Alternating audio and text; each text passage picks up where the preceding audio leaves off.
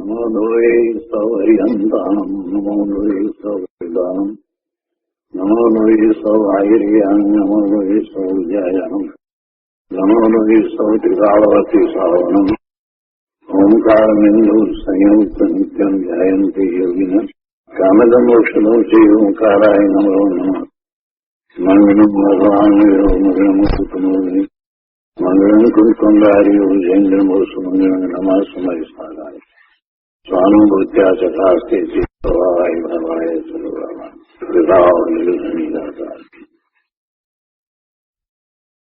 પંચાસ્તિકાય ભગવાન કુંકુંદાચાર્ય રચિત પંચાસ્તિકાય તથા ભગવાન અમૃતચંદ્રાચાર્ય રચિત પંચાસ્તિકાયની ટીકા સમય વ્યાખ્યા એનો સ્વાધ્યાય આપણે કરી રહ્યા છીએ.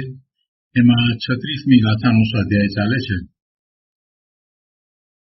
કુંકુંદાચાર્ય ભગવાનની 36મી ગાથાની અંદર સિદ્ધ ભગવાન ના સ્વરૂપનું વર્ણન કરવામાં આવ્યું છે.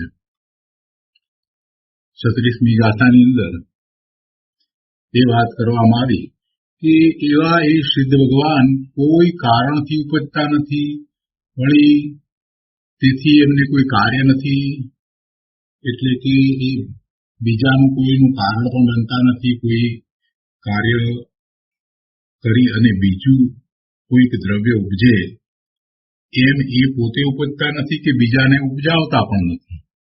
સિદ્ધ ભગવાન કોઈ કારણથી ઉપજતા નથી, તેથી કાર્ય નથી, અને કાંઈ પણ અન્ય કાર્યને ઉપજાવતા નથી, તેથી તે કારણ પણ નથી. તો આ 36મી ગાથા એનો અન્વયાર્થ, ટીકા અને આ ગાથા ઉપર પૂજ્ય ગુરુદેવ કાંજી સ્વામીએ આપેલ પ્રવચનના મહદઅંશો કર્યા છે. શેષ અંશો આજે લઈએ છીએ. પ્રવચન પ્રસાદ ભાગ પહેલો, એના પાના નંબર 194. અહીંયા કહે છે કે સંસારી જીવ અનાદિકાળથી ઉદ્ગળ કર્મના સંબંધરૂપ કારણને પામીને મિથ્યાત્વ રાગ આદિ રૂપે પરિણમે છે. તો તે પોતાના ઊંધા પુરુષાર્થથી છે. એ સંસારી જીવ ઉદ્ગળ કર્મના સંબંધરૂપ કારણને પામીને,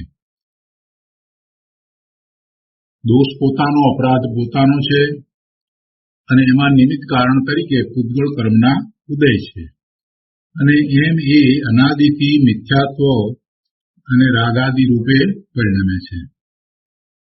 એટલે કર્મ તો એમાં નિમિત્ત માત્ર છે. એવો નિમિત્ત નૈમિતિક સંબંધ સંસાર દશામાં છે, પરંતુ સિદ્ધ દશામાં એવો નિમિત્ત નૈમિતિક સંબંધ હોતો નથી. કોઈ કર્મના ઉદય નથી, કોઈ કર્મના ઉદય સાથે જોડાવાનું નથી, નવા કર્મ બાંધવાના નથી. સિદ્ધ દશામાં એવું કાંઈ હોતું નથી. આગળ કહે છે, સંસારમાં પ્રથમ નિમિત્ત કર્મ અને પછી નૈમિતિક રાગાદિ એવું કારણ કાર્ય નથી. થોડીક અહીંયા સૂક્ષ્મ વાત લીધી છે ગુરુદેવે, કેમ કે જયારે એમ કહેવામાં આવ્યું કે કર્મના નિમિત્તે જીવને રાગાદિ થાય છે, તો રાગાદિ રૂપે તો જીવ થયો, અને રાગાદિ રૂપે જીવ થયો એટલે એવી પર્યાય જે થઈ એને નૈમિતિક કહેવાય. એમાં નિમિત્ત જડ કર્મના ઉદય. તો એમાં થોડુંક સમજવાનું એ છે કે જ્યારે એવું નૈમિતિક થાય, એટલે કે એવી દશા થાય, રાગ આદિ રૂપ દશા જીવની થાય, તો એની પહેલા એવું નિમિત્ત હોય, એટલે કર્મના ઉદય રૂપ નિમિત્ત હોય, એવી મોટા ભાગના લોકોની માન્યતા છે. શું સમજે કે કર્મનો ઉદય આવ્યો, પહેલા એવું નિમિત્ત મળ્યું, અને પછી એવી દશા થઈ, એટલે રાગાદિની દશા થઈ. એટલે સંસારમાં પ્રથમ નિમિત્ત કર્મ અને પછી નૈમિતિક રાગાદિ એવું કારણ કાર્ય ગુરુદેવ કહે છે કે નથી. કેમ કે અહીંયા એક શબ્દ પડ્યો છે કે પ્રથમ, સંસારમાં પ્રથમ એમ કરીને જે કહ્યું છે, તો ગુરુદેવનો કહેવાનો આશય એવો છે કે એવું નથી હોતું કે નિમિત્ત આવે ને પછી એ કારણ છે એટલે હવે એ કાર્ય થયું અને નવી પર્યાય જે થઈ, એમ નથી. એટલે કે આગળ પાછળ કાળ નથી. અહીંયા તો ગુરુદેવને એ કહેવું છે. પ્રથમ એમ કહીએ એટલે પહેલા એવું કર્મનો ઉદય આવ્યો અને ત્યાર પછીથી એને રાગ આદિ થયા, એટલે પેલું કારણ, નિમિત્ત કારણ કર્મનો ઉદય, અને પછી એની એવી દશાથી નૈમિતિક રૂપ એટલે રાગ દ્વેષના ભાવે થયો. તો ગુરુદેવ કહે છે કે એમ નથી. સંસારમાં પ્રથમ નિમિત્ત કર્મ અને પછી નૈમિતિક રાગાદી એવું કારણ કાર્ય નથી. એટલે કે આગળ પાછળ કાળ નથી. એ જ વખતે હોય છે. એ જ વખતે હોય છે. સ્વતંત્ર એક સમયનો સ્વયં સિદ્ધ મેળ છે. અહીંયા એવું નિમિત્ત છે અને એ જ વખતે રાગ થાય છે. એટલે કે છે કે સ્વતંત્ર એક સમયનો સ્વયં સિદ્ધ મેળ છે. કોને મેળ છે? નિમિત્તને અને નૈમિતિકને. અને એવો મેળ છે તો એનું જ્ઞાન કરાવવા માટે એની વાત કરવામાં આવે કે જ્યારે આ કાર્ય થયું ત્યારે આ નિમિત્ત હતું. ગુરુદેવ કહે છે કે સ્વતંત્ર એક સમયનો સ્વયં સિદ્ધ મેળ છે, આગળ પાછળ કાળ નથી. એટલે એમ ન કહેવાય કે પ્રથમ નિમિત્ત કર્મ ને પછી નૈમિતિક રાગાદી એવું એ કાર્ય થયું, પર્યાય થઈ, એમ ન કહેવાય. કેમ કે આગળ પાછળ કાળ નથી. સ્વતંત્ર એક સમયનો સ્વયં સિદ્ધ મેળ છે. એટલે કે એક જ સમયમાં છે અને એવો મેળ છે. નિમિત્ત નૈમિતિકને એવો મેળ છે. અને એવો મેળ બીજું કોઈ કરાવતું નથી. એ સ્વતંત્ર પણ એમ જ હોય છે. પર્યાયમાં પણ પોતે પ્રસિદ્ધ સ્વયં સિદ્ધ સ્વતંત્ર કરતા છે. તે વખતે કેવું નિમિત્ત હોય છે તે જ્ઞાન કરાવવા માટે છે. એટલે જ્યારે આવું કાર્ય થાય ત્યારે માત્ર જ્ઞાન કરાવવા માટે કે એ વખતે કેવું નિમિત્ત હતું, તો કોઈ દ્રવ્ય કે જેનું પરિણમન એ વખતે અનુકૂળ હતું તો એને નિમિત્ત કહેવામાં આવે. પણ પેલું છે, પેલું આવ્યું પછી આ કાર્ય થયું, એમ નથી. આગળ કહે છે, જીવ વિકારી પરિણામ કરે છે તે કાર્ય વખતે જળ કર્મની પરિણતિ નિમિત્ત કારણ છે.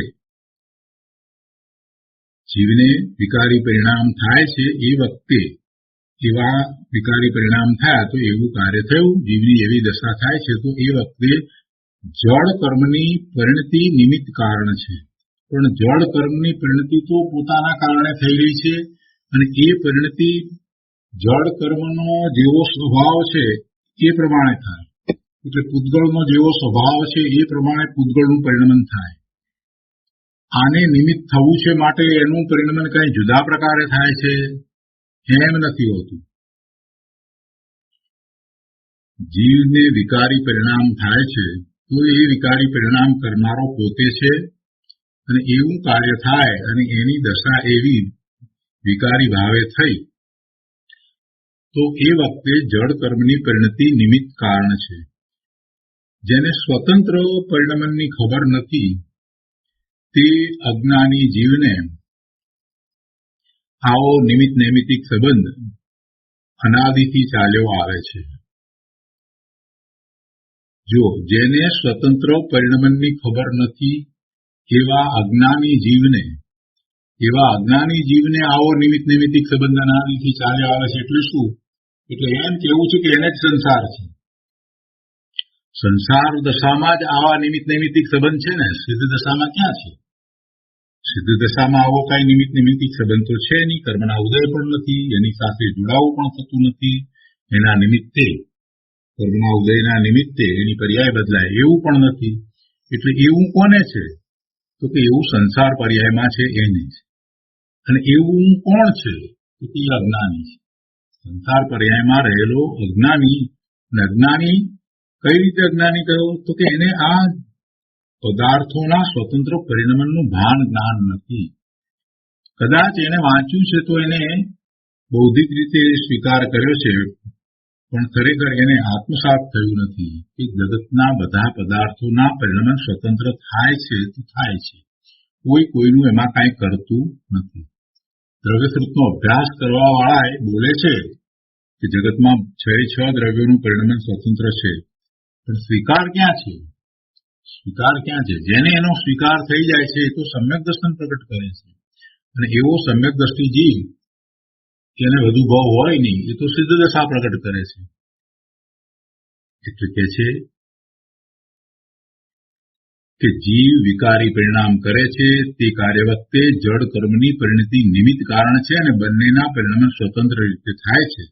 તો બંનેના સ્વતંત્ર પરિણામની જેને ખબર નથી એવો એ અજ્ઞાની જીવ એમ જ કર્યા કરે છે, અને એને આવો નિમિત્ત નૈમિતિક સંબંધ અનાદિથી ચાલ્યો આવે છે. તેથી જડ કર્મ સંસાર ભ્રમણ કરનારને ભાવ કર્મનું એટલે કે રાગાદીનું કારણ છે, અને જીવની અશુદ્ધ પરિણતિ તે કાર્ય છે. જડ કર્મ જે સંસારમાં ભ્રમણ કરે છે એને ભાવ કર્મનું કારણ છે, એટલે રાગાદી થવાનું કારણ છે. અને જીવની અશુદ્ધ પરિણતિ આ રીતે વિભાવ ભાવે વિકારી ભાવે થવું, રાગાદી ભાવે થવું, એવી અશુદ્ધ પરિણતિ એ કાર્ય છે. તો આવું કાર્ય કારણ પણ સંસાર દશામાં છે, સિદ્ધ દશામાં નથી. અહીંયા તો સિદ્ધની વાત ચાલે છે કે સિદ્ધને આવું હોતું નથી.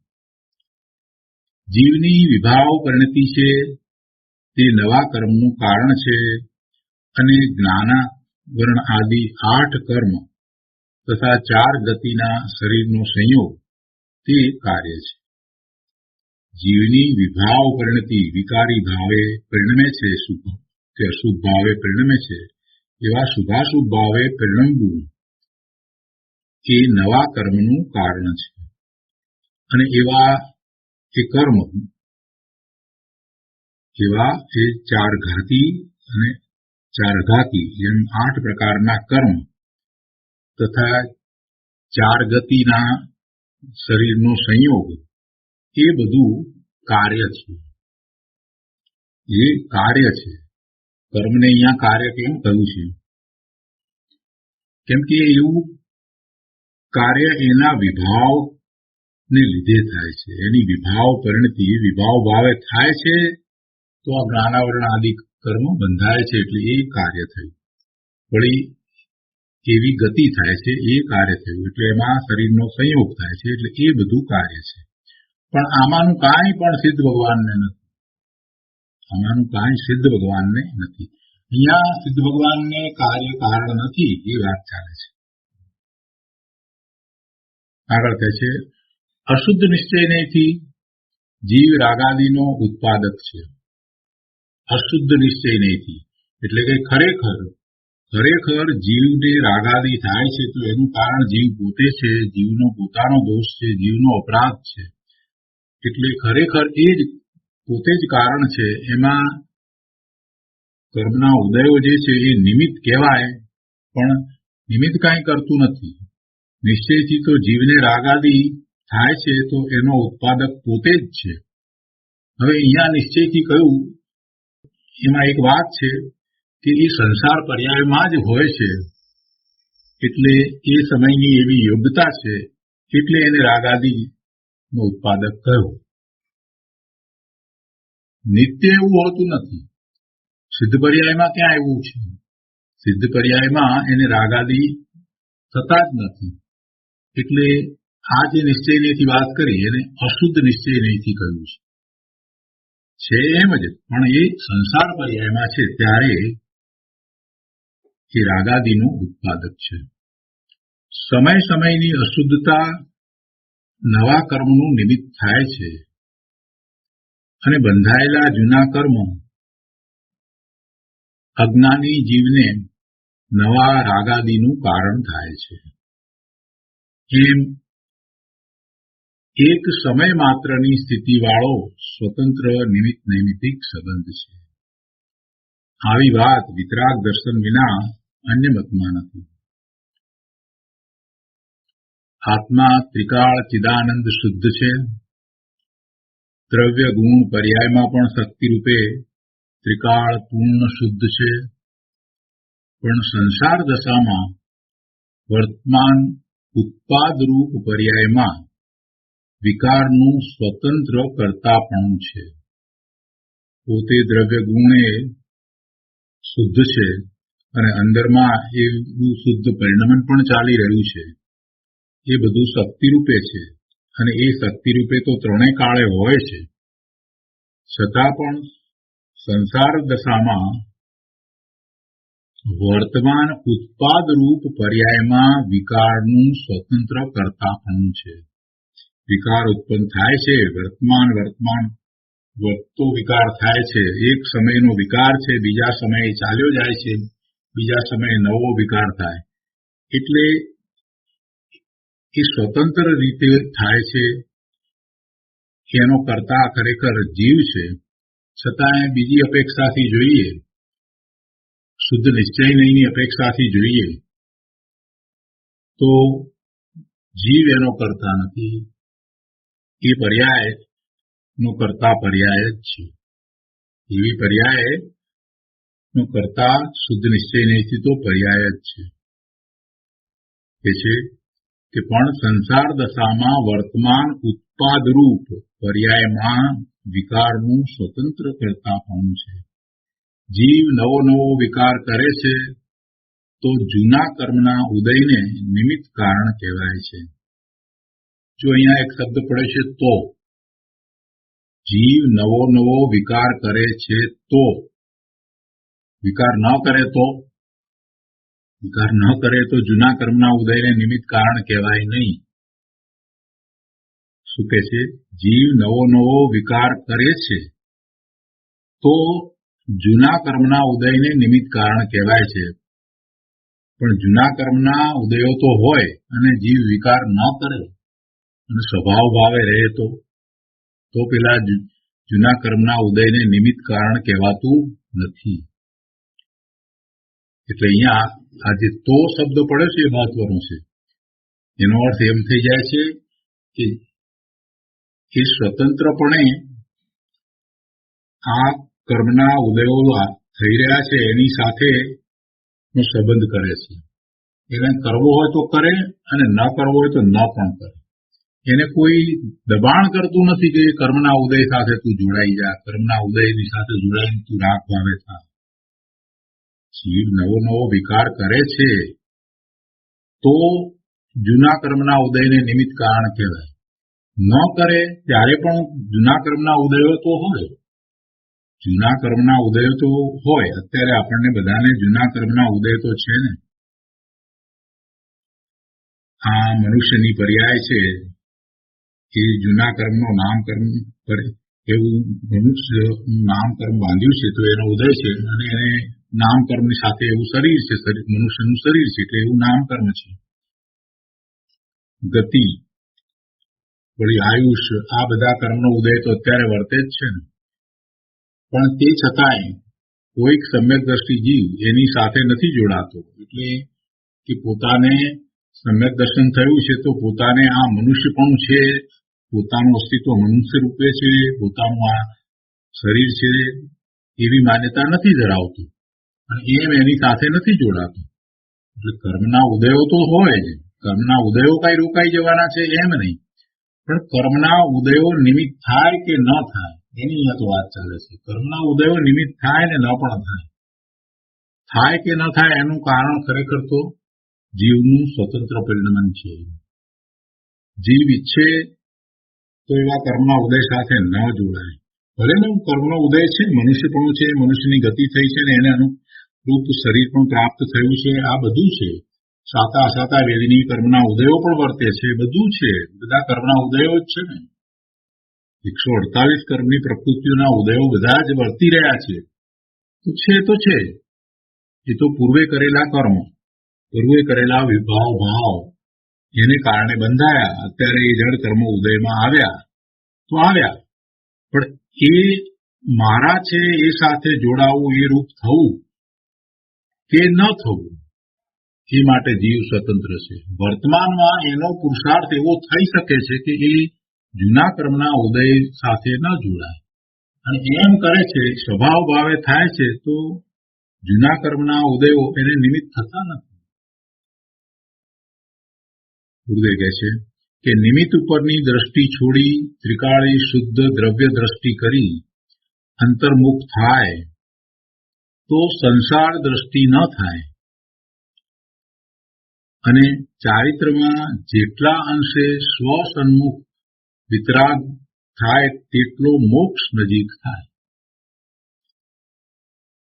નિમિત્ત ઉપરની દ્રષ્ટિ છોડી ત્રિકાળી શુદ્ધ દ્રવ્ય દ્રષ્ટિ કરી અંતર્મુખ થાય તો સંસાર દ્રષ્ટિ ન થાય, અને ચારિત્રમાં જેટલા અંશે સ્વસન્મુખ વિતરાગ થાય તેટલો મોક્ષ નજીક થાય. ચારિત્ર કોને કહ્યું? સ્વસન્મુખ વિતરાગતા, એને ચારિત્ર કહ્યું. પોતાના સ્વરૂપમાં જેટલી એકાગ્રતા કરી અને રહે છે, સ્વભાવ ભાવે રહે છે, એટલું નિશ્ચયથી ચારિત્ર છે. તો એવા ચારિત્રમાં જેટલા અંશે એને વિતરાગતા થાય છે એટલા અંશે એ મોક્ષની નજીક જાય છે, એટલે કે પૂર્ણ શુદ્ધ દશાની નજીક જાય છે.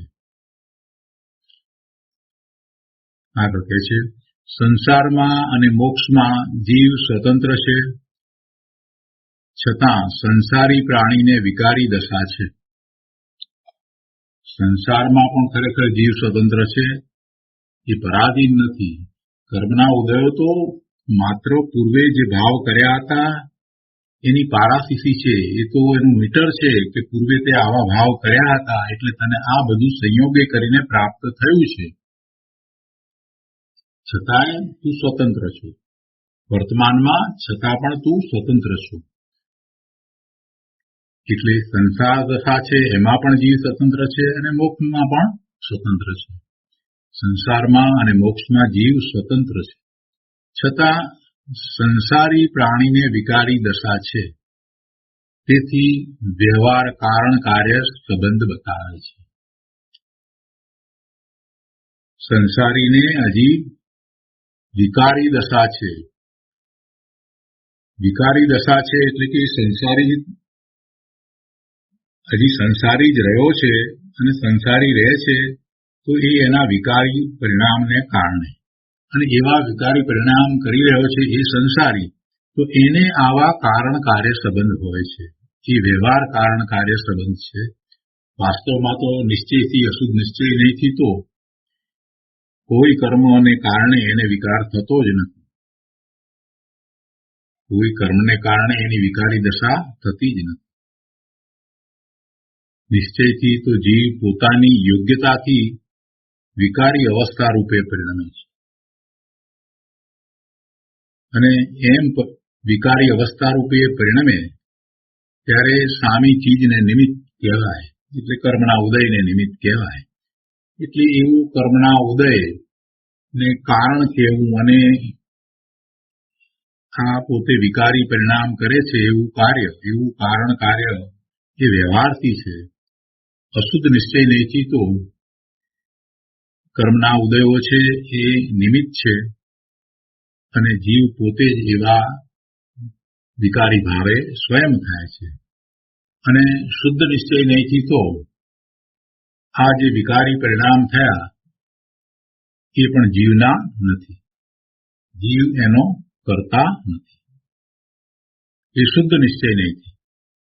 શુદ્ધ નિશ્ચય નહીંથી તો જીવનું ત્રિકાળ શુદ્ધ સ્વરૂપ છે, તો આવા વિકારી પરિણામ એને હોય જ નહીં.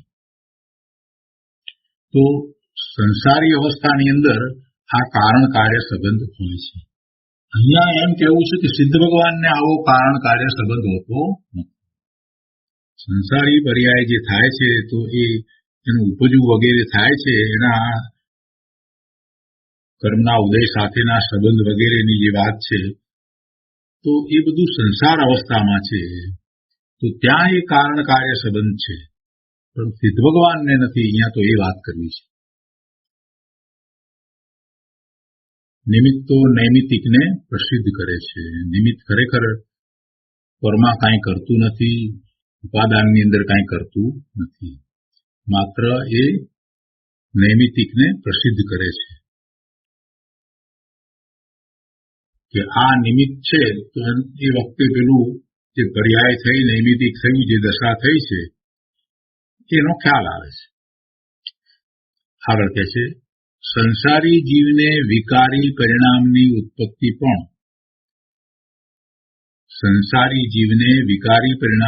ઉત્પત્તિ પણ નિશ્ચયથી જીવનો પર્યાય ધર્મ છે.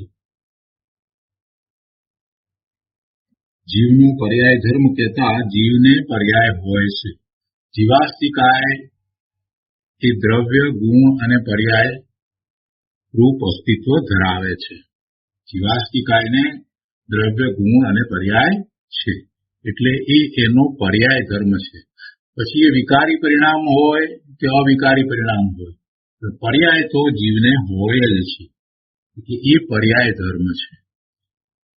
સંસારી જીવને વિકારી પરિણામની ઉત્પત્તિ પણ નિશ્ચયથી જીવનો પર્યાય ધર્મ છે. તેની ઉત્પત્તિ કર્મ વડે થતી નથી. અગાઉ પણ આપણે આ વાત ઉપર ઘણો વિસ્તાર કર્યો છે કે જીવનું અસ્તિત્વ જીવાસ્તિકાય દ્રવ્ય, ગુણ અને પર્યાય રૂપ છે. એમાં તમે પર્યાયને કાઢી નાખો અને દ્રવ્ય, ગુણ એટલું અસ્તિત્વ માનો અને બીજો કોઈ આવીને એની પર્યાય કરે તો પછી દ્રવ્યનો નાશ થાય. કેમ કે કોઈ સમયે દ્રવ્ય પર્યાય વિનાનું હોતું નથી એટલે એનું અસ્તિત્વ દ્રવ્ય, ગુણ અને પર્યાય રૂપ જ છે. આપણે લાકડીના ઉદાહરણ દ્વારા એ વાતને સમજ્યા હતા કે લાકડીની ગમે તે પર્યાય થાય, એ ઊભી હોય, આડી હોય કે ત્રાંસી રહી છે, તો એ વખતે એ પર્યાય એ પદાર્થની છે એટલે એ દ્રવ્ય, ગુણ, પર્યાય એવું એનું અસ્તિત્વ છે. એટલે બીજાએ એવી પર્યાય કરી છે એમ નથી. એ વાત ત્યારે આપણે એ રીતે સમજ્યા છીએ. અને એને લીધે થઈને એક વાત નક્કી થઈ જાય છે કે દરેક દ્રવ્ય જ્યારે પોતે પોતાના પરિણામ કરે છે અને દ્રવ્ય, ગુણ, પર્યાય રૂપ અસ્તિત્વ ધરાવે છે તો પછી કોઈ એની પર્યાયને કરે એમ હોઈ શકે નહીં. બીજું દ્રવ્ય એની પર્યાયને કરે જ નહીં, પણ બીજું દ્રવ્ય પેલાની આવી પર્યાય થઈ છે તો એમાં એ નિમિત્ત કારણ છે એમ કહેવાય. તો અહીંયા કહે છે કે સંસારી જીવને વિકારી પરિણામની ઉત્પત્તિ પણ નિશ્ચયથી જીવનો પર્યાય ધર્મ છે. તેની ઉત્પત્તિ કર્મ વડે થતી નથી, પણ જીવ રાગાદિ કરે છે તો કર્મને નિમિત્ત કારણ કહેવાય છે. એટલે જીવ એવા પર્યાય ધર્મ સહિત છે, એની કોઈ પર્યાય તો હોય જ છે અને એવી પર્યાય બદલાયા કરે છે તો એમાં નિમિત્ત કારણ તરીકે કર્મના ઉદય હોય. પણ જે રાગાદિ ભાવે એ થાય છે એ રાગાદિ ભાવ થવાનું મૂળ કારણ જીવનો ઊંધો પુરુષાર્થ છે, જીવનો પ્રમાદ છે, જીવનું મિથ્યાત્વ છે, જીવનું અજ્ઞાન છે. એટલે બધો દોષ તો જીવનો જ છે. અહીંયા આગળ કહે છે કે સમયસારમાં રાગાદિને અભૂતાર્થ કહેલ છે. સમયસારમાં રાગાદિને અભૂતાર્થ કહેલ છે, પર્યાયને અભૂતાર્થ કહેલ છે. અને દ્રવ્ય દ્રષ્ટિનો વિષય ચિદાનંદ અખંડ ધ્રુવ છે તેને ભૂતાર્થ કહેલ છે. મોક્ષ માર્ગ, મોક્ષ પર્યાય તે પણ એક સમયની પર્યાય છે. તે દ્રવ્ય દ્રષ્ટિનો વિષય નથી. તેથી ભેદને ગૌણ કરી વ્યવહાર કહી અભૂતાર્થ કહેલ છે અને ત્રિકાળ અભેદ સ્વભાવને મુખ્ય કરીને તેને ભૂતાર્થ કહેલ છે. સમયસારની 11મી ગાથાની અંદર ભૂતાર્થ અને અભૂતાર્થની વાત આવે છે. પોતાનું ત્રિકાળી શુદ્ધ સ્વરૂપ છે જે દ્રવ્ય ચિદાનંદ અખંડ ધ્રુવ એ જ ભૂતાર્થ છે, એ જ આશ્રય કરવા યોગ્ય છે. એના આશ્રય જ એને વિતરાગી પરિણામ થાય છે. વિતરાગી પરિણામ થયા, એ પર્યાય થઈ, એ પર્યાય છે, એ ભલે શુદ્ધ પર્યાય છે, નિર્મળ પર્યાય છે, પણ એ એક સમયની છે, એ એક સમયની છે. એટલે એ દ્રષ્ટિનો વિષય નથી, એ દ્રષ્ટિનો વિષય નથી. એમાં ભેદ પડે છે, એક પછી એક પર્યાય થયા જ કરે છે. એટલે એવી નિર્મળ પર્યાય છે, એને પણ ગૌણ કરી, એને વ્યવહાર કહી, એને અભૂતાર્થ કહી અને દ્રષ્ટિનો વિષય બતાવતા એમ કહ્યું કે પોતાનું ત્રિકાળ ધ્રુવ સ્વરૂપ છે એ જ આશ્રય કરવા લાયક છે. એટલે ત્યાં દ્રષ્ટિનો વિષય શું છે એ બતાવવું છે, તો બીજી બધી પર્યાય એ તો અભૂતાર્થ છે, પણ નિર્મળ શુદ્ધ પર્યાય એને પણ અભૂતાર્થ કહી. બીજી બધી પર્યાય તો અભૂતાર્થ છે, કઈ છે, પણ આવી નિર્મળ પર્યાય છે એને પણ અભૂતાર્થ કહેલ છે. એટલે એને વ્યવહાર કહી અને અભૂતાર્થ કહ્યો છે. ત્યાં દ્રષ્ટિનો વિષય બતાવવો છે. મોક્ષ માર્ગ, મોક્ષ પર્યાય એ બધું પર્યાય રૂપ છે, એ દ્રવ્ય દ્રષ્ટિનો વિષય નથી. તેથી ભેદને ગૌણ કરી વ્યવહાર કહી અભૂતાર્થ કહેલ છે અને ત્રિકાળ અભેદ સ્વભાવને મુખ્ય કરીને તેને ભૂતાર્થ કહેલ છે. અને ત્યાં પણ એ વ્યવહાર કહ્યો, પણ એને ઉડાડી નથી નાખ્યો. વ્યવહારને અભૂતાર્થ કહ્યો, અસત્યાર્થ કહ્યો, જુઠ્ઠો કહ્યો, એ બધું કહ્યું, પણ એમ નથી કહ્યું કે એવો વ્યવહાર હોતો જ નથી, એમ ત્યાં નથી કહ્યું. અને ત્યાર પછીથી 12મી ગાથામાં તો વ્યવહાર જાણેલો પ્રયોજનવાન છે એ વાત પણ કરી. પણ 11મી ગાથામાં દ્રષ્ટિનો વિષય જ્યાં બતાવવો છે ત્યાં ભેદને પર્યાયને બધાને વ્યવહાર કહી અને એને અભૂતાર્થ કહેલ છે. અને ભૂતાર્થ કોને કહ્યો? ચિદાનંદ અખંડ ધ્રુવ ત્રિકાળ શુદ્ધ સ્વરૂપ પોતાનું, એને ભૂતાર્થ કહ્યો. અને એ ભૂતાર્થ છે તે જ દ્રષ્ટિનો વિષય છે, એના આશ્રયે જ ધર્મ થાય છે. એ વાત ત્યાં સમયસારમાં આવી. જ્યારે અહીંયા તો કે છે કે અહીં જીવની એક સમયની વિકારી પર્યાયને પણ ભૂતાર્થ કહેલ છે. કેમ એમ? અહીંયા જીવની એક સમયની વિકારી પર્યાયને પણ ભૂતાર્થ કહેલ છે. કેમ એમ? કેમ કે અહીં પ્રમાણ જ્ઞાનનો વિષય બતાવવો છે. પ્રમાણ જ્ઞાનનો વિષય બતાવવો છે એટલે અહીંયા બતાવવું એ છે કે જીવાસ્તિકાયને પર્યાય ધર્મ છે. શું બતાવવું છે? ભૂતાર્થ અહીંયા કઈ અપેક્ષાથી વાત ચાલે છે? અહીંયા તો જીવાસ્તિકાય એનું વર્ણન ચાલે છે. તો જીવાસ્તિકાય પર્યાય વિનાનું હોય નહીં. એટલે કોઈ પર્યાય તો હોય, જે સંસાર અવસ્થામાં હોય કે સિદ્ધ અવસ્થામાં હોય, દરેક સમયે એને એક પર્યાય છે. એટલે એ રીતે એ અપેક્ષાથી વિચાર કરીએ તો એ પર્યાય ધર્મ વિનાનું જીવાસ્તિકાય હોતું નથી. માટે એ પર્યાયને ભૂતાર્થ કહે છે. ઘણી સૂક્ષ્મ વાતો છે પ્રભુ, ક્યાંય વિરોધાભાસ નથી. વસ્તુ સ્વરૂપને જેમ છે તેમ સમજવાની જરૂર છે. અહીંયા વાત ચાલે છે જીવાસ્તિકાયની. જીવાસ્તિકાયનું વર્ણન ચાલે છે અને જીવાસ્તિકાયના વર્ણનની અંદર અહીંયા સિદ્ધ પરમેશ્વરની વાત તો કહી રહ્યા છે, પણ છતાંય પાછું યાદ કરાવે છે કે ભાઈ જીવાસ્તિકાયનો વિચાર કર, એને પર્યાય તો હોય જ. એટલે જીવાસ્તિકાયની અપેક્ષાથી તું વિચાર કરીશ તો ગુણ, દ્રવ્ય અને પર્યાય એવું જ જીવાસ્તિકાયનું અસ્તિત્વ છે. એટલે પર્યાય તો ભૂતાર્થ છે. કેમ પર્યાયને ભૂતાર્થ કહી? સમયસારની અંદર જે પર્યાયની વાત કરવામાં આવી છે ત્યાં દ્રષ્ટિનો વિષય બતાવવો છે. એટલે ક્ષણિક જે છે અને જેમાં ભેદ પડે છે એ બધું વ્યવહાર, તે વ્યવહારનું લક્ષ છોડાવી અને ત્રિકાળ વસ્તુ ધ્રુવ જેનું લક્ષ થઈ શકે છે, જે બદલાતું નથી, પલટતું નથી, એક રૂપ છે, એની જ એકાગ્રતા થઈ શકે માટે એવો દ્રષ્ટિનો વિષય બતાવવો છે. તો ત્યાં એને અભૂતાર્થ કહી. ત્યાં અભૂતાર્થ બરાબર છે.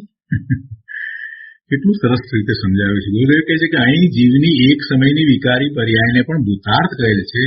કેમ કે અહીં પ્રમાણ જ્ઞાનનો વિષય બતાવવો છે. પ્રમાણ જ્ઞાનમાં જીવાસ્તિકાયને દ્રવ્ય, ગુણ અને પર્યાય રૂપ અસ્તિત્વ હોય છે. એટલે વિકારી પર્યાય હોય કે સિદ્ધની નિર્મળ પર્યાય હોય, પણ પર્યાય તો હોય છે, પર્યાય ધર્મ છે. અને હવે એવું બે પ્રકારે પર્યાયને લઈએ, વિકારી પર્યાય અને શુદ્ધ નિર્મળ પર્યાય.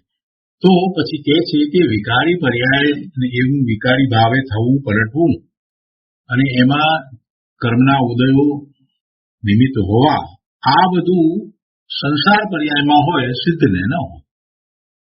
એટલે આ વાત તો ચાલે છે.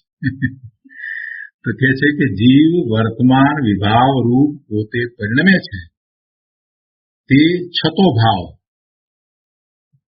વર્તમાન પર્યાય રૂપ પોતે પરિણમે છે, તો એ છતો ભાવ, એ હોવા વાળો ભાવ, એ સમયનો હોવા વાળો ભાવ, વર્તમાન વર્તમાન વર્તમાન ભાવ. અને વિકારી પર્યાયમાં સામે નિમિત્ત છે, તે પણ છતું સત્યાર્થ છે. અહીંયા જીવને વિકારી ભાવ થાય છે, તો એ વખતે સામે નિમિત્ત છે, એટલે એ વખતે જ છે, બંને એક સમયમાં છે. એટલે પહેલા શરૂઆતમાં ગુરુદેવે એની સ્પષ્ટતા કરી દીધી કે ભાઈ એવું નથી કે કર્મના ઉદય પહેલા આવ્યા અને ત્યાર પછીથી આને રાગાદી ભાવ થયા, એમ નથી. બધું સાથે છે, સમયમાં છે, આગળ પાછળ નથી, કાળનો ભેદ નથી. એમ વાત આવી ને. એટલે ગુરુદેવ કહે છે કે અત્યારે વર્તમાન પર્યાયનો વિચાર કરીએ તો વર્તમાન વિભાવ રૂપ પોતે પરિણમે છે, તે છતો ભાવ, અત્યારે વર્તમાન વર્તતો ભાવ છે. અને એ વિકારી પર્યાયમાં સામે નિમિત્ત છે, તો એ નિમિત્ત છે એ પણ અત્યારે છે, હોવા પણ છે. ગમે તે નિમિત્ત હોય, જે નિમિત્ત છે એ કોઈ પર પદાર્થ છે, અને એ પર પદાર્થનું અત્યારની જે દશા છે એ નિમિત્ત છે. એ નિમિત્ત છે. પેલું પર પદાર્થનું પરિણમન અને અત્યારે વર્તમાન એની જે દશા છે એ આના આ વિકારી પર્યાયમાં નિમિત્ત છે. એટલે અહીંયા વર્તમાનની વાત લીધી છે, એ જ વખતે છે પેલું. શું કહે છે?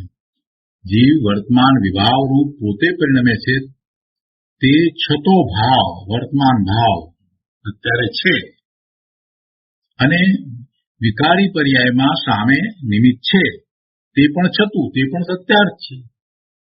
એટલે બે દ્રવ્યોનું પરિણમન છે. બે દ્રવ્યના પરિણમન નહીં, અનંત દ્રવ્યોના પરિણમન એક સાથે જગતમાં ચાલી રહ્યા છે. એમાં તું એક દ્રવ્ય છું. તારું પરિણમન થાય છે, તને જે પર્યાયો થયા કરે છે, એ વખતે બીજા અસંખ્ય દ્રવ્યોની પર્યાય તારી સમીપમાં, નજીકમાં જ થઈ રહી છે. એમાંની કેટલી પર્યાય જે સમયે તને જેવા વિકારની પર્યાય થઈ, એવા વિકારની પર્યાયને નિમિત્ત કારણ તરીકે બીજી પર્યાયો, બીજા દ્રવ્યોની પર્યાય એ વખતની એ બીજા દ્રવ્યોની પર્યાય હોય છે. એટલે નિમિત્ત જે છે એ પણ એ વખતે છે. એટલે અહીંયા કહે છે કે સત્યાર્થ નિમિત્ત એ જ વખતે છે, એનું પરિણમન, બીજા દ્રવ્યનું જે પરિણમન, વર્તમાન પરિણમન અને તારું વર્તમાન પરિણમન, એમાં નિમિત્ત નૈમિતિક સંબંધ હોય. કેમ કે સંસાર દશા છે ને, એટલે આગળ કહે છે, જેને નિશ્ચય શુદ્ધ દ્રવ્ય સ્વભાવની દ્રષ્ટિ થઈ, જેને નિશ્ચય શુદ્ધ દ્રવ્ય સ્વભાવની દ્રષ્ટિ થઈ અને સ્વ પર પ્રકાશક સમ્યક જ્ઞાન થયું, તે કહે છે કે પર્યાયમાં વિકાર અને તેમાં કર્મ નિમિત્ત છે. એમ નિમિત્ત નૈમિતિક સંબંધ છે. એટલું નક્કી કર્યા વિના વિકાર અભૂતાર્થ છે એમ જાણી શકે નહીં. એટલે કે ક્ષણિક વિકાર છે તે ત્રિકાળ સ્વભાવમાં નથી, અર્થાત અભૂતાર્થ છે એમ નક્કી કરી શકે નહીં. આપણે બોલીએ તો છીએ કે આ ક્ષણિક વિકાર છે એ ત્રિકાળ સ્વભાવમાં નથી, એટલે કે એ અભૂતાર્થ છે. પણ એવું નક્કી થઈ શકતું નથી. એવું નક્કી ક્યારે થાય? એવું નક્કી ક્યારે થાય? સમ્યક દર્શન થાય ત્યારે નક્કી ખરેખર તો થાય છે, અથવા તો સમ્યકની સન્મુખ થાય ત્યારે જ ખરેખર નક્કી થાય છે. એટલે ગુરુદેવ અહીંયા એમ કહે છે કે એવું નક્કી એમને એમ થતું નથી, તો કઈ રીતે નક્કી થશે? તો એની વાત લીધી છે કે જેને નિશ્ચય શુદ્ધ દ્રવ્ય સ્વભાવની દ્રષ્ટિ થઈ અને સ્વ પર પ્રકાશક સમ્યક જ્ઞાન થયું, તે કહે છે કે પર્યાયમાં વિકાર અને તેમાં કર્મ નિમિત્ત છે. પર્યાયમાં વિકાર અને તેમાં કર્મ નિમિત્ત છે, એમ નિમિત્ત નૈમિતિક સંબંધ છે. એટલે કે પર્યાયમાં જે વિકાર થયો એમાં કર્મ નિમિત્ત છે, કર્મ કરતું નથી, એવું કોણ કહી શકે? સમ્યક દ્રષ્ટિ કહી શકે. મિથ્યા દ્રષ્ટિનો તો એમ જ લાગે કે આ પેલાને કારણે જ મને આ થયું. મિથ્યા દ્રષ્ટિને તો એમ જ લાગે, પણ સમ્યક દ્રષ્ટિ એને આ દ્રવ્યના સ્વતંત્ર પરિણમન જે છે એનું ખરેખર સમ્યક ભાન થઈ જાય છે. પોતે પોતાને જાણે છે ને, પોતાને સ્વતંત્ર પરિણામ તો એ અનુભવે છે. સમ્યક દ્રષ્ટિ નિર્વિકલ્પ ધ્યાનમાં પોતે પોતાને અનુભવે છે, તો એમાં એને પોતે સ્વતંત્ર રૂપે પરિણમી રહ્યો છે એવું એને અનુભવમાં આવી જાય છે. એટલે પરની પોતાને અપેક્ષા છે જ નહીં. એટલે પોતાનું પરિણમન જે છે તે સ્વતંત્ર જ છે. એટલે પછી કર્મના ઉદય હોય તો ભલે રહ્યા, પણ એ નિમિત્ત છે. એટલે પર્યાયમાં વિકાર થાય એમાં કર્મ નિમિત્ત છે. એવી વાત કોણ જાણે છે? અનુભવ સહિત સમ્યકપણે કોણ જાણે છે? તો કે જેને સમ્યક દર્શન થયું છે એ, જેને નિશ્ચય શુદ્ધ દ્રવ્ય સ્વભાવની દ્રષ્ટિ થઈ અને સ્વ પર પ્રકાશક સમ્યક જ્ઞાન થયું છે એને આ વાત બરાબર અનુભવ સહિત છે. એટલે એવો નિમિત્ત નૈમિતિક સંબંધ છે. અને એટલું એ વાતને નક્કી કરવાની છે કે આવો નિમિત્ત નૈમિતિક સંબંધ હોય છે, તો એવું નક્કી કરવું જોઈએ. અને એવું નક્કી કર્યા વિના તમે મોઢેથી એમને બોલી નાખો કે વિકાર છે તે અભૂતાર્થ છે, એ વાત બરાબર નથી. એ તમે ખાલી પોપટીયું જ્ઞાન ધરાવો છો, બોલો છો. વિકાર અભૂતાર્થ છે એમ કોણ જાણી શકે છે? વિકાર ક્ષણિક છે, ત્રિકાળી સ્વભાવમાં નથી, એવું કોણ જાણે? જેણે પહેલા આવું નક્કી કર્યું છે કે બે દ્રવ્યો વચ્ચે નિમિત્ત નૈમિતિક સંબંધ હોય, કર્તા કર્મ સંબંધ હોય નહીં, જીવને વિકાર થાય એમાં કર્મ જે છે તે નિમિત્ત જ હોય. જીવનો વિકાર કરવામાં કર્મ ખરેખર કાંઈ કરે નહીં.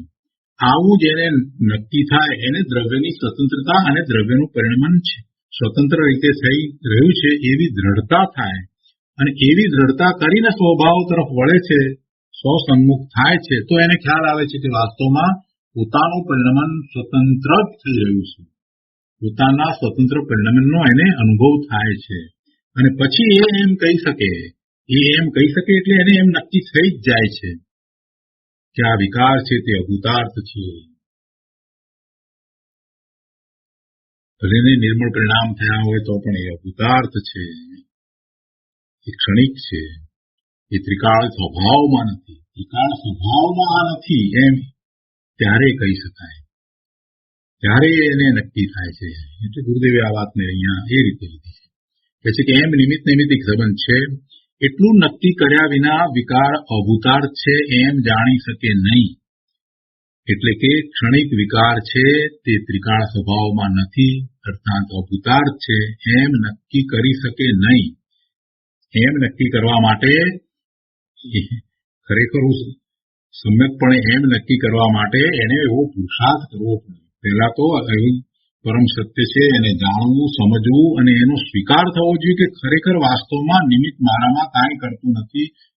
દરેક દ્રવ્યના પરિણમન સ્વતંત્ર છે અને પોતાનું પરિણમન સ્વતંત્ર છે. પોતાને પરની અપેક્ષા નથી, બીજું મારામાં કાંઈ કરતું નથી. આવો અકર્તા ભાવ, પરનું અકર્તાપણું પોતાને વિશે અને પોતાનું અકર્તાપણું પરને વિશે, આમ બંને પ્રકારે સ્વીકાર કરી અને જ્યારે સ્વ તરફ વળે છે તો એને નિર્ણય પાકો સાચો થઈ જાય છે. ગુરુદેવ હંમેશા સમ્યક્ત પ્રગટ કરવાનો રસ્તો બતાવે છે. અહીંયા કહે છે નિમિત્ત અને વિકાર પર્યાય અપેક્ષાએ વિદ્યમાન છે. નિમિત્ત અને વિકાર. વિકાર જીવની પોતાની પર્યાયમાં છે અને નિમિત્તો કર્મના ઉદયોને કારણે જે સંયોગો છે એ છે, અથવા તો બીજા દ્રવ્યોના પરિણમનો છે. બીજા દ્રવ્યોના પરિણમન જે થઈ રહ્યા છે એ નિમિત્ત છે. તો નિમિત્ત અને વિકાર પર્યાય અપેક્ષાએ વિદ્યમાન છે. નિમિત્ત અને વિકાર પર્યાય અપેક્ષાએ વિદ્યમાન છે. એટલે નિમિત્તમાં પણ એમ જ છે કે જે પરદ્રવ્ય છે એટલું જ નહીં, પણ પરદ્રવ્યની તે સમયની પર્યાય. પરદ્રવ્યની તે સમયની પર્યાય, જે સમય આને વિકાર થયો છે એ સમયની પેલા દ્રવ્યની પર્યાય. એટલે બંનેની પર્યાય લેવાની, કે નિમિત્ત છે એની એ સમયની પર્યાય અને આને વિકાર થયો છે તો એ પર્યાય. એટલે એવી બંને પર્યાયો છે, નથી એમ નહીં. વિકારી પર્યાય આને થઈ છે એ વખતે સામે પેલા દ્રવ્યનું પણ પરિણમન છે, એની પણ એ સમયની જે પર્યાય એનું અસ્તિત્વ છે. એટલે ઉપર પહેલા લીધું ને કે વિકારી પર્યાયમાં જયારે થાય છે તો સામે નિમિત્ત છે અને એ નિમિત્ત પણ સત્યાર્થ છે, છતું સત્યાર્થ છે. એટલે એ સમયે એ નિમિત્ત જે તરીકે જે છે એની પણ એ પર્યાય. એટલે બંને પર્યાયો છે, બંને પર્યાયોનું હોવાપણું છે, વિદ્યમાન છે. હવે જે પર્યાય છે, પર્યાય તો હોય જ ને, પર્યાય ધર્મ છે. દરેક દ્રવ્યનો પર્યાય ધર્મ છે, એટલે પર્યાય તો હોય. તો કે છે કે આવું છે, વિદ્યમાન છે, તો છે તેને ઉડાવે તો દ્રષ્ટિ સાચી થાય નહીં. એટલે પર્યાયને તમે ઉડાવી દો તો વાત બરાબર નથી. પર્યાય છે તો પર્યાયનો સ્વીકાર થવો જોઈએ કે પર્યાય છે. પણ સમયસારમાં જે વાત કરવામાં આવી છે એ તો તમને કઈ રીતે પુરુષાર્થ કરવો, ક્યાં દ્રષ્ટિ કરવી, કેવી રીતે સ્વરૂપને વિશે એકાગ્રતા કરવી, તો એમાં દ્રષ્ટિનો વિષય બતાવવો છે. એટલે આખું નિરૂપણ એ રીતે કરવામાં આવ્યું છે. પણ એનો અર્થ એમ નથી કે પર્યાય નથી. નિમિત્ત, જે નિમિત્ત તરીકે છે એની પર્યાય, વિકારની પર્યાય, જીવની પોતાની પર્યાય, એ પર્યાય તરીકે છે, વિદ્યમાન છે, એનું હોવાપણું છે. તો તેને ઉડાવે કે છે જ નહીં એમ કાઢી નાખે તો વાત નહીં બને. એ દ્રષ્ટિ સાચી નથી. વ્યવહાર કારણ કાર્યનું યથાર્થ જ્ઞાન કર્યા વિના પર્યાય સ્વતંત્ર સિદ્ધ ન થાય. કહે છે કે ભાઈ એમ તું પર્યાયને ઉડાવે એમ નહીં ચાલે. એવી પર્યાય થાય છે, સામે નિમિત્ત રૂપ પણ બીજી કોઈક દ્રવ્યની પર્યાય પણ છે અને એને વ્યવહાર કારણ કાર્ય સંબંધ પણ છે. અને એવો વ્યવહાર કારણ કાર્ય સંબંધ જે છે એનું જ્ઞાન પણ તારે કરવું જ પડશે. જેમ છે તેમ જ્ઞાન કરવાનું છે. સિદ્ધ દશામાં એ નથી. સંસારી અવસ્થાની અંદર કર્મના નિમિત્તે એની વિકારી પર્યાય થાય છે. એવું વ્યવહારથી કારણ કાર્ય યથાર્થ જ્ઞાન કરવું જ પડે. એ નહીં કરે તો નહીં ચાલે. પર્યાયને ઉડાવી દઈએ, લાવો ટૂંકું કરી નાખીએ, બસ પર્યાયની વાત કાઢી નાખો, આપણે પર્યાયની વાત ટુકડા કરીએ, એમ ન હોય ભાઈ. તો પછી કેટલાય સમાધાનો તને પ્રાપ્ત નહીં થાય અને તું ગૂંચવાઈ જઈશ. એટલે વસ્તુ સ્વરૂપને જેમ છે તેમ સમજ, જેમ છે તેમ જાણ, પછી દ્રષ્ટિના વિષય ઉપર આવો. જગતમાં 6 દ્રવ્ય છે તો 6 દ્રવ્યનો તારે સ્વીકાર કરવો જ પડે. તું કે ના 5 છે તો નહીં ચાલે. તું કાળા દ્રવ્યને ઉડાડી દઈશ એમ ભાઈ વાત નહીં બને. એવી રીતે 9 તત્વની વાત કરી તો 9 તત્વને તારે 9 તત્વ જ રાખવા પડે. એમાંથી એક પણ તત્વને તું ઓછું કરી નાખે એમ નહીં ચાલે. વસ્તુ સ્વરૂપને જેમ છે તેમ સ્વીકાર. હવે એમાં તું ક્યાં છો અને બીજા બધા ક્યાં છે? તું શું કરે છે, શું કરી શકે છે, બીજા શું કરે છે, બીજા શું કરી શકે. એટલે પરિણમનનો બધો વિચાર કર. અને પરિણમનો, બધાના પરિણમનો એકબીજા સાથે કેવી રીતે સંબંધ ધરાવે છે એને તું જો. એટલે કે કારણ કાર્ય સંબંધ એને તું બરાબર યથાર્થ સમજ. કેમ કે આ બધું છે, આ બધું છે સંસાર પર્યાયમાં આ છે. એટલા માટે તો આ નિમિત્તની વાત કરવામાં આવે છે. પણ તે છતાંય એવું છે એ વખતે પણ નિશ્ચયથી શું છે એ વાતને પાછી રાખવી પડશે. વ્યવહાર ક્યારે હોય? નિશ્ચય હોય તો વ્યવહાર હોય, નિશ્ચય વિના તો વ્યવહાર હોય નહીં. એટલે જયારે વ્યવહારની વાત કરીએ ત્યારે નિશ્ચયથી જે વાત છે એ નથી એમ તો છે જ નહીં. એ તો પહેલા જ છે, પણ વ્યવહારની વાતને ગૌણ કરવી છે અને પછી દ્રષ્ટિના વિષય તરફ જવું છે, એટલે સમયસારમાં એ બધાને અભૂતાર્થ કરી એને અસત્યાર્થ કહી દીધું. પણ એ નથી એમ નહીં, એને ઉડાવી દઈએ, પર્યાયને બિલકુલ ઉડાવી દઈએ એમ નહીં ચાલે. જીવના પરિણામનો થાય છે એને માટે અશુદ્ધ નિશ્ચય નહીંથી જીવ પોતે જ કરતા છે, જીવનો પ્રમાદ છે, જીવ પોતે જ દોષી છે, આ બધું જીવનું જ છે. પણ છતાંય એમાં કર્મના ઉદયો નિમિત્ત કારણ થાય છે એવો વ્યવહાર છે. એટલે એવા વ્યવહાર કારણ કાર્યનું યથાર્થ જ્ઞાન કરવું જ પડશે. એવા વ્યવહાર કારણ કાર્યનું યથાર્થ જ્ઞાન કર્યા વિના પર્યાય સ્વતંત્ર સિદ્ધ ન થાય. તું પર્યાયને સ્વતંત્ર તું માનીશ તો તને સમજાશે નહીં ભાઈ. અને પર્યાયમાં વિકાર અવિકારની સ્વતંત્રતા સ્વીકાર્યા વિના ક્ષણિક વિકારનો નિષેધ કરી ત્રિકાળ અવિકારની દ્રષ્ટિ થઈ શકે નહીં. તારે વિકારી પર્યાય અને અવિકારી પર્યાય એ બંનેને પણ સમજવી પડશે. જ્યારે તું જીવાસ્તિકાયનો વિચાર કરે છે તો જીવને એક પર્યાય છે, એવી રીતે છ દ્રવ્યને પોતાની દરેક સમયે કોઈ પર્યાય છે, એની કોઈ અવસ્થા તો છે. અહીંયા આપણું પ્રયોજન જીવનું છે, એટલે આપણે જીવના પરિણામનો વિચાર કરીએ તો એને વિકારી પર્યાય હોય કે અવિકારી પર્યાય હોય તો પણ પર્યાય તો એનો ધર્મ છે, જીવાસ્તિકાયનો ધર્મ છે, એટલે એક પર્યાય તો છે. એટલે તારે હવે સમજવી પડશે કે આ પર્યાય વિકારી, બીજી સિદ્ધની પર્યાય છે તે અવિકારી, પણ જીવાસ્તિકાયને બંને પ્રકારની પર્યાય તો છે. અને આવી પર્યાય જે છે એ સ્વતંત્રપણે હોય છે. એવી પર્યાયને કોઈની અપેક્ષા હોતી નથી. પર્યાયમાં વિકાર અને અવિકાર ની સ્વતંત્રતાને તારે સ્વીકારવી પડે. જેમ વિકારી પર્યાય પણ સ્વતંત્ર રીતે થાય છે, બીજો કોઈ કરાવતો નથી, એવી જ રીતે આ અવિકારી પર્યાય પણ સ્વતંત્રપણે જ થાય છે, કોઈ કરાવતું નથી. શુદ્ધ ભગવાનની સિદ્ધની દશા થવામાં બીજું અન્ય કોઈ કારણ નથી. અરે અભાવરૂપ કારણ પણ નથી. કર્મનો અભાવ થયો માટે સિદ્ધની પર્યાય થઈ, એમ અભાવરૂપ પણ કારણ નથી. એટલે એવી પર્યાયની સ્વતંત્રતા શું કહે છે? પર્યાયમાં વિકાર અવિકારની સ્વતંત્રતા સ્વીકાર્યા વિના ક્ષણિક વિકારનો નિષેધ કરી ત્રિકાળ અવિકારની દ્રષ્ટિ થઈ શકે નહીં. તું બોલે એટલે નહીં થાય, તારે બધું સમજવું પડશે. પણ બધું જેમ છે તેમ સમજવું પડશે. એમાં પક્ષપાત કરીને તું એમ રાખીશ કે ના નિમિત્તથી કામ થાય છે, નિમિત્ત કાર્ય કરે છે, નિમિત્ત વિના જો પેલાનું કામ નથી થતું તો નહીં ચાલે. વસ્તુ સ્વરૂપને જેમ છે તેમ તારે સ્વીકારવાનું છે. આ પર્યાયની સ્વતંત્રતાની વાત ગુરુદેવ લીધી છે. પર્યાયમાં વિકાર અવિકારની સ્વતંત્રતા સ્વીકાર્યા વિના ક્ષણિક વિકારનો નિષેધ કરી ત્રિકાળ અવિકારની દ્રષ્ટિ થઈ શકે નહીં. તારે તો આ વિકારી પરિણામ છે એ ઉત્પન્ન ન થાય એવું કરવું છે ને. તો એવું કેવી રીતે થશે? ત્રિકાળ અવિકારી દ્રષ્ટિ એવું શ્રદ્ધાન તારે કરવું છે, તો એવું શ્રદ્ધાન કરતા પૂર્વે તારે બધું સમજવું પડશે.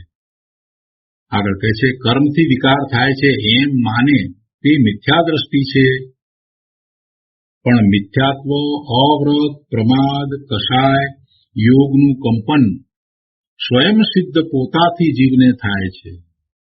આ વાત આપણે કહીએ છીએ કે કર્મથી વિકાર થાય એમ માને એ તો મિથ્યા દ્રષ્ટિ છે, એ વાત તો આપણે બોલીએ છીએ. પણ એ મિથ્યા દ્રષ્ટિ છે, અને મિથ્યાત્વ જે થાય છે તો મિથ્યાત્વ રૂપ એની પરિણતિ થાય છે એ કોણ કરાવે છે? અવ્રત રૂપ પરિણતિ એની થાય છે એ કોણ કરાવે છે? પ્રમાદ રૂપ પરિણતિ કોણ કરાવે છે? કષાય ભાવે એ થાય છે તો કોણ કરાવે છે? એને યોગ છે, યોગનું કંપન એ કોણ કરાવે? કોઈ કરાવતું નથી. એ સ્વયં સિદ્ધ પોતાથી જીવને થાય છે. આ પર્યાયની અપેક્ષાથી વાત ચાલે છે. બધી પર્યાયો મિથ્યાત્વ અવ્રત પ્રમાદ કષાય અયોગ એની બધાની પર્યાયો જે થાય છે તે સ્વયં સિદ્ધ છે, એટલે કે સ્વયં પોતાથી થાય છે. સ્વયં સિદ્ધ છે એટલે કે છે એને પ્રસિદ્ધ કરવા માટે બીજાની કોઈની જરૂર નથી. અને એ થાય છે સ્વતંત્રપણે થાય છે, જીવથી થાય છે. તે નિશ્ચયથી જીવમાં થાય છે એમ જાણે તો વ્યવહારથી કર્મ કારણ કહેવાય છે. જ્યારે એવું નિશ્ચયથી નક્કી કરે તો પછી એમાં પૂછાય કે વ્યવહારથી શું? તો કે વ્યવહારથી બીજી વાત આ નિમિત્તની વગેરે આવે, પણ એ પોતાથી છે. નિશ્ચયથી ક્યાં થાય છે? જીવમાં થાય છે. કારણ બહારના કર્મને વિશે થતી નથી. આ મિથ્યાત્વ, અવરોધ, પ્રમાદ, કસાય એવો એ કોને થાય છે? જીવને થાય છે. જીવમાં જ થાય છે. એવા પરિણામ જીવના જ છે. એ નિશ્ચયથી જીવમાં થાય છે એમ જાણે તો વ્યવહારથી કર્મ કારણ કહેવાય છે. કર્મના ઉદયોને નિમિત્ત કારણ કહેવામાં આવે. વ્યવહારથી કર્મ કારણ છે. આવી વાતો બધી થાય છે. શરીરની રચના નિશ્ચયથી શરીરના રજકણોને કારણે થાય છે. શરીરની રચના નિશ્ચયથી ખરેખર તો શરીરના પૂતગળ રજકણોનો એ સ્કંદ છે ને, એટલે એવા પૂતગળ રજકણોને કારણે થાય છે. અને રાગી જીવનો રાગ વ્યવહારે કારણ છે. રાગી જીવનો રાગ એમાં નિમિત્ત કારણ છે. કેમ કે રાગી જીવના રાગને કારણે ભાવ બંધ અને એને કારણે જડ એવા કર્મનો બંધ પડે છે. એટલે એમાં આ શરીર હોય છે, એવી શરીરની રચના હોય છે. તો તે વાત પર્યાયમાં વ્યવહારે સત્યાર્થ છે એમ છે, પણ તેથી કોઈ પરસ્પર પરાધીનપણું માને તો તે મિથ્યા દ્રષ્ટિ છે. જ્યારે એમ કહીએ કે શરીરની રચના કેમ થઈ, તો કે શરીરની રચના જે થઈ એમાં તો એને કર્મને કારણે થઈ, એટલે કે જળ કર્મના ઉદયને કારણે થઈ, નામ કર્મના ઉદયથી થઈ. તો નામ કર્મનો ઉદય કેમ થયો? તો કે નામ કર્મ બંધાયું માટે. નામ કર્મ કેમ બંધાયું? તો કે એને ભાવ કર્મ બાંધ્યા માટે. એટલે જીવને ભાવ કર્મ કેમ થયા? તો એને રાગ કર્યો માટે. તો રાગને કારણે બીજી રીતે કહીએ તો રાગને કારણે એને આ શરીરની રચના થઈ. પણ નિશ્ચયથી શું છે? શરીર તો જળ પૂતગળ પરમાણુ છે, એટલે નિશ્ચયથી તો શરીરની રચના તો એ પૂતગળ પરમાણુના રજકણોને કારણે જ થઈ છે. પણ વ્યવહારથી એમ કહેવાય કે રાગી જીવને રાગને કારણે એને શરીરની રચના થઈ.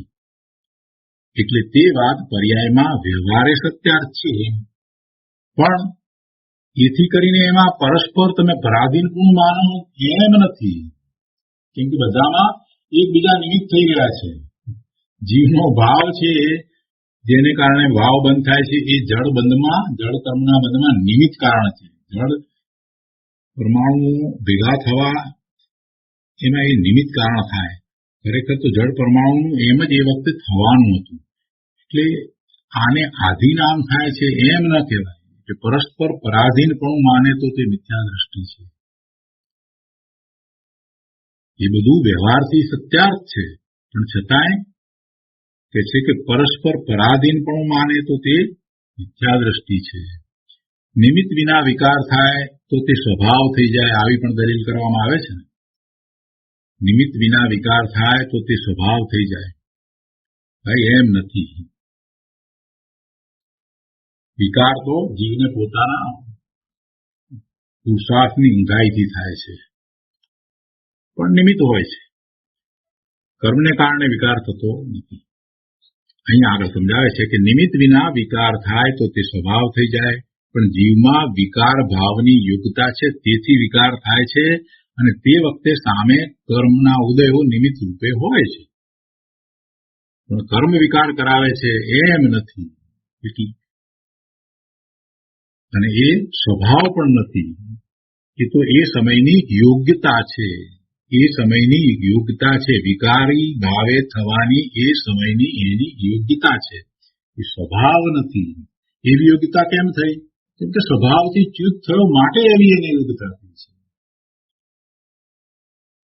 જેને પરમાનંદ ભૂતાર્થ સ્વભાવનો પૂર્ણ આશ્રય છે, એવા સિદ્ધ ભગવાન પોતાના પરિપૂર્ણ પરમ આનંદને ઉપજાવે છે.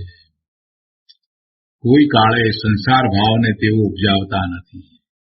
સદા પોતાના શુદ્ધ સ્વરૂપને જ ઉપજાવે છે, બીજું કાંઈ ઉપજાવતા નથી. તો આ રીતે અહીંયા 36મી ગાથા નો વિસ્તાર પૂરો થયો. ગુરુદેવે ઘણા ન્યાય સમજાવ્યા છે, ફરી એનો અભ્યાસ કરવા જેવો છે. હવે આગળ 37મી ગાથામાં જે વાત આવશે એના માટે કહે છે કે હવે કોઈ બૌદ્ધમતી જીવનો સર્વથા અભાવ થવો તેને જ મોક્ષ માને છે, તેનો નિષેધ કરે છે. જૈન નામ ધરાવનારા પણ અનિત્ય બૌદ્ધ માન્યતા ધરાવે છે કે ફલાણા મરી ને અનંતમાં ભળી ગયા, પણ એવું નથી. અહીં સંસારમાં દુઃખ ભોગવવામાં સ્વતંત્ર છે અને ઉત્કૃષ્ટ પુરુષાર્થ કરી મોક્ષ દશા પ્રગટ કરી ત્યાં અનંતમાં ભળી જાય અને પોતાની જુદી સત્તાનો નાશ થાય એમ બને નહીં. તો એ બધું હવે આગળ 37મી ગાથામાં આવશે.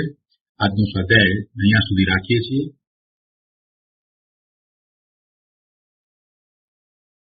હવે સુખધામ બોલીએ. સુખધામ અનંત સુસંત ચલી દિન રાત